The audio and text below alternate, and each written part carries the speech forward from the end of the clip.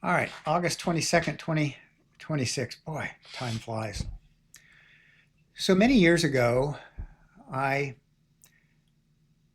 found the path of Vedanta Hinduism, and I just love it many, many years ago.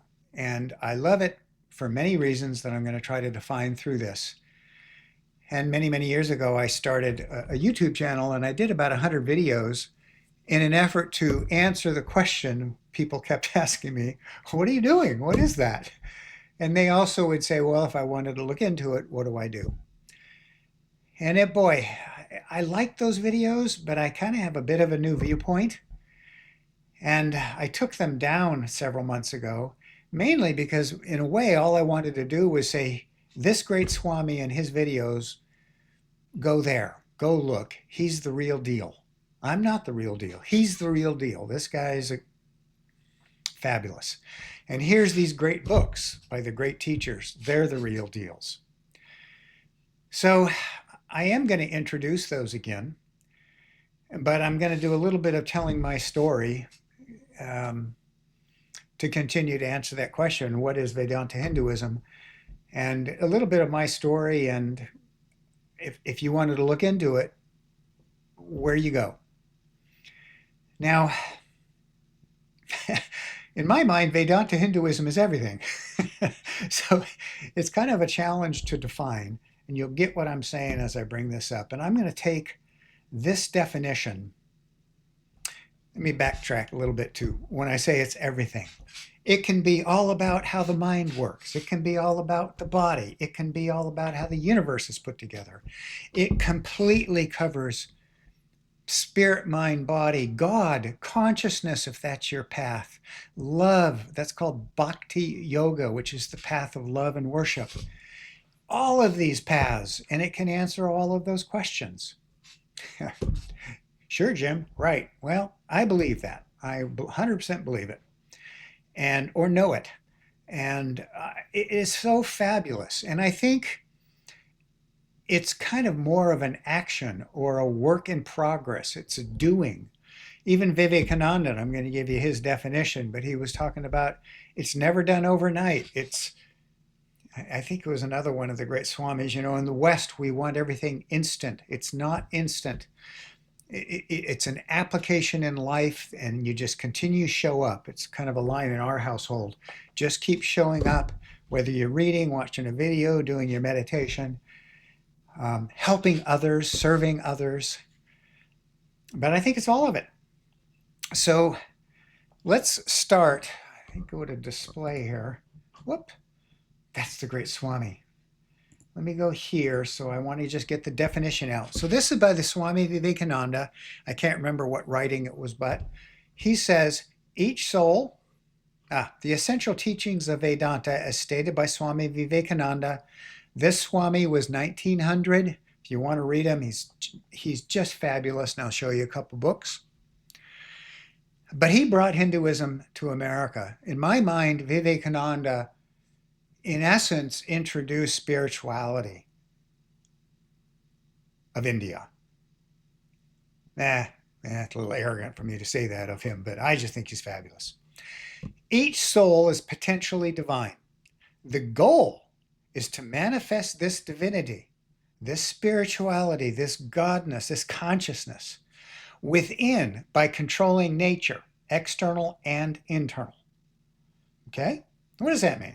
Well, do this either by work, worship, psychic control, or philosophy. By one or more or all these and be free. Right there encapsulates. That's what I meant by it's everything.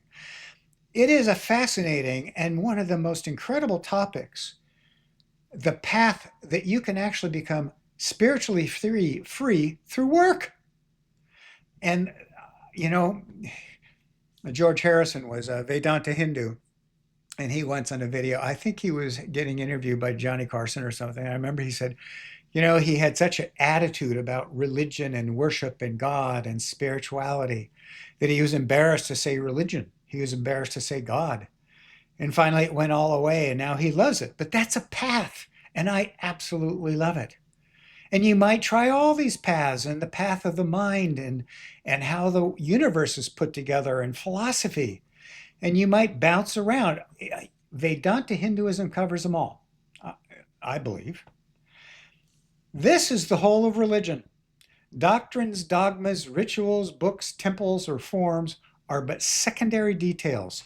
It's all about realization. That's a very specific word that you read about a lot. You can read all you want, but I've had so many times when I read something, and maybe this is all part of the journey or the path, something that I read and I went, I know that's important, but I don't quite get it. And maybe 3 years later, I'm meditating and kaboom, you just totally get it. It becomes you, and that's realization. And then you go, now I know why they said that, but I was too ignorant. I had too many, as they're called, coverings and barriers to that spirituality, that divinity, to get it. And so it is so fabulous in my mind that Vedanta Hinduism, in essence, says, and this is what I really want to impress, is that Vedanta Hinduism says, find your path.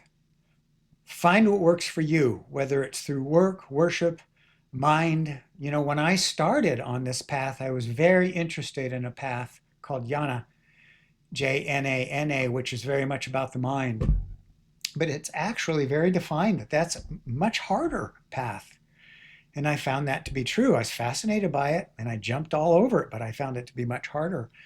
And I very much now love what's called bhakti or worship, love, oneness. But you get to find your path. And that journey, I just think that's fabulous. And so I'm going to present the books and some internet connections that you may explore to find your path. But I will say this then, and I believe this 100%. There is this movie Field of Dreams where I think one of the quotes you hear a lot, if you build it, they will come. And I also believe that if you really want to find spirituality, God consciousness, oneness, how the mind works, if you really want it, it will appear for you. You will find it. And that's how my path kind of came about, kind of back to my story now, because I didn't have a clue. And it was actually what I was even wanting to look for. And I read a book on Taoism and I looked into Buddhism and Hinduism. And it was actually George Harrison in his song, My Sweet Lord. And in the many variations, but one of them had, I think it's called the Krishna or Hare Krishna mantra. And it's using India language words. And what is that? And I looked it up, found it, and it was the specific mantra. I looked up Hinduism, and I ended up actually trying to find a Buddhist temple, and I couldn't. There wasn't any in the Sacramento area, and I went to Vedanta Hindu. It was actually a little temple they have there. It's actually big, 10 acres, and little teeny sign. Never have they asked for money or to join or to do anything. And I remember I walked in, I was very cautious, very scared. Somebody's going to accost me, proselytize, push. Nothing. And I walked in and they had a little temple area with all these chairs where they have their meetings and such. And in the front, they had several, whether you call them great Swami saints. They had Lord Jesus, I don't even remember all the names now, Ramakrishna, Vivekananda, I believe, Krishna. I can't even remember them all. And I remember just being stunned. How can there be? It was the whole idea, and the first mantra or saying that I heard was many paths, same God, many paths, same consciousness, same spirit. And I was so taken by that because that's what I wanted. Nothing that said, this is the only way, but instead this oneness, find the path that works for you. And there it was on display right there in that temple. And then I went into the bookstore and, met some folks. Nobody ever asked for anything. I grabbed a couple books and dove in.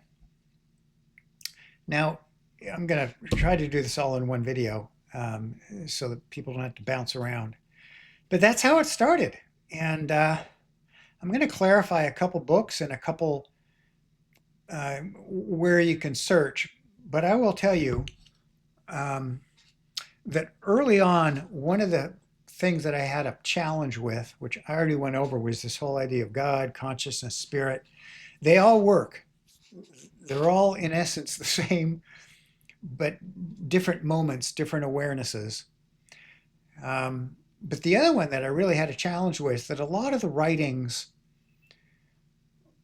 initially did not clarify something. And that was that some of the writings were, the audience was monks, disciples, devotees, that was their whole life. And so they might say, this is what you can do, or this is what you should do, or try this. But there's also a clarification, or the audience sometimes is what's called a householder. And a householder is having to live in the world and raise their kids and make money. And so it's okay to make money. So sometimes you're reading something that says, give everything up. Well, if you're going to be a monk, that's one thing. If you're a householder, you need to make money. And I had a challenge with that. And I just wanted to, I don't want people to, yeah, I'm just saying that was my challenge. And I think those were the two biggest ones. So when I started, as I mentioned, the mind stuff was really important. And I really was fascinated by the mind. And there were many books in Vedanta that really will blow your mind if you want to jump into them. So let me take this display off, and I'm going to then, let's do it this way. Yeah, let's go right into where can you look? And I guess it has to do with initially what your interests are. Is it more the worship, love, philosophy, kind of the 1960s love? Or is it more the mind and how the universe is put together? But let's take a look. First of all, I did not know early on about this man. Now, one of the reasons I love him is he's actually out there now, and he runs, or is the senior Swami of the Vedanta Center in New York. And his name is Sarvapriyananda. Sarvapriyananda, Swami Sarvapriyananda. I love him. I absolutely adore him. And he's got hundreds of videos. And that might be the easiest for some people. And I've seen others, he's the guru. He's the guy. And you can type him in, you can pull up all of his videos, and you can start looking at how the mind works. I think he's got one on what is Vedanta, what's spirituality, what's God. He will answer everything. Now you got to get past, he's got a little bit of an accent. Sometimes my wife and I go, what was that word? What did he just say? And we giggle and laugh. But he's fabulous, and he's now. And he makes it very applicable to people today, joking about looking at their iPhone and this and that. And that was really important to me, because if you grab books that are thousands of years old, it can be quite the challenge. I have a dear friend who kind of shocked me when she said at 15 she read the Bhagavad Gita, the Bible of Hinduism. I was stunned. I can't do that. I still haven't read it. And if I would have started with that, I probably would have stopped. But I did read books of the 1960s and 70s written by people now that clarified the Bhagavad Gita. So a lot of the stuff I recommend has to do with what I was able to read or listen to. This man is fabulous.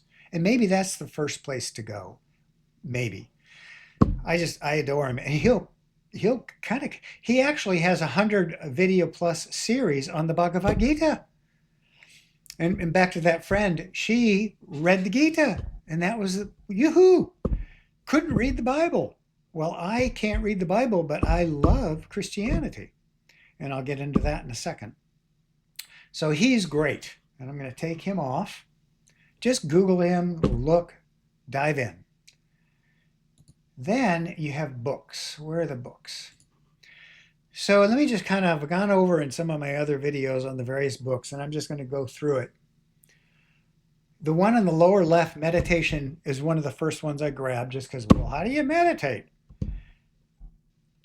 I don't know if it actually taught me, but it's a great book, and it's the Swami Vivekananda again, and it really is excerpts from all of his writings, which are huge. There are just volumes and volumes and volumes. And it was good because it kind of, remember, he was fairly current in time also. But when it comes to meditation, I really just took, there were points when it was brought up in various books, and I also just Googled it. I gained a lot by Googling Buddhist meditation, mindfulness meditation, and I just tried things. And now, and for many years, I've been doing it really the same way. And I might as well take that topic up. I just love meditating on the what are called the attributes of consciousness or God. Whether it's love, spirit, the oneness, I just love it all. But that's me, and I don't want to get into it any deeper than that. But that book is really good, and that's actually the first one that I grabbed. I know that I believe it's the one on the lower right, Ramakrishna and his disciples. I'm just going to read this. Uh, the reason I love this, and I love most of these, is, for example, the upper right, Shankara, the Sermon on the Mount. These were written by current people. In fact, the Sermon on the Mount and these other ones were written by Christopher Isherwood, who 1960s and 70s, he was a disciple and he was a Hollywood screenwriter. So they're very readable. One of them that's not on there, let me just kind of put it up there. If you want to know about the mind, this one by Patanjali is written in a readable way. But Patanjali, I think it was 1300, if you can see. But it's actually written by Christopher Isherwood, or commented on by two Swamis, Swami Pravanananda, he was 1950s and 60s. They're current. And this book in the middle bottom, the Sermon on the Mount, which I mentioned, current writers. So excuse me again for I couldn't read old words. I just couldn't do it. But when they were commented on, I could. So my first one was on the lower left, meditation. The Ramakrishna's disciples, I believe, was passed out often by both George Harrison and I know Steve Jobs at Apple. They talked a lot about it. You know, he was very into Vedanta Hinduism or Hinduism. And if I'm wrong on that, okay, some. I know he went to India and looked into it, and George Harrison, the Beatles, and so many others, Donovan. And I should also say, um, there's a lot of writings about finding a guru, and that initially you find a guru, and the great Vivekananda kind of described that as you find a guru and you have to listen to him and do exactly what he says. But as time goes by, he says, you eventually kind of break away and sort out everything to your truth and your reality. And he kind of says at the end, I wish I had the quote, that in the end there's billions of religions. And I think that's really, really beautiful. And I really believe, and I hate to say if somebody disagrees with this, but and maybe some of the practices and some of the things I did early on was in essence like finding a guru where I just did what I was told. But now I just like the freedom. I really like the freedom. And I believe that this particular Swami, and I've seen it written, and he may disagree, but I believe that the internet and the writings, you know, back in the day when they were saying find a guru, and back in the 60s when many of these old people went to, you know, the Beatles and all the different people that went to India to find a guru, maybe you can do that. I'm just going to say maybe you can do that with the internet. I read once that the Swami, many people see him as a guru. Maybe he disagrees. I don't know. I think he's the real deal. That's all I'm going to say. Just as much as I know these people, the great Ramakrishna, Vivekananda, Shankara, they're the real deal. And I highly recommend them. Find what would work on your path, whether it's mind, spirituality, love, worship. Maybe like me, you'll spin around.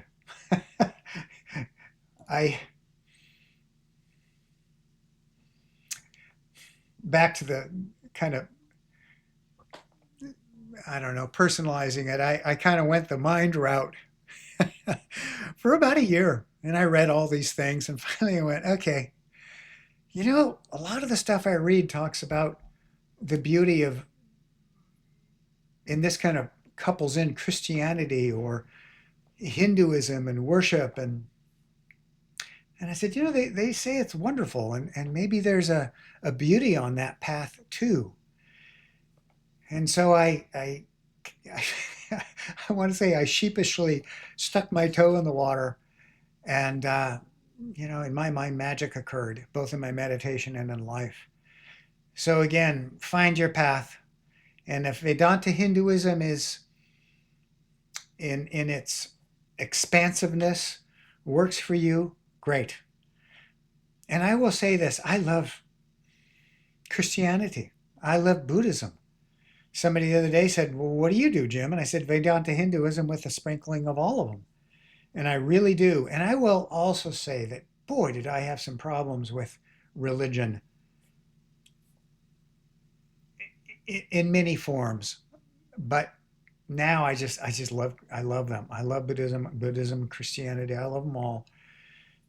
But I hope this helps answering the question what I'm doing. And two, if you wanted to explore the paths of Vedanta Hinduism with a sprinkling of Buddhism and Christianity, there you go. There's the books. Dive in.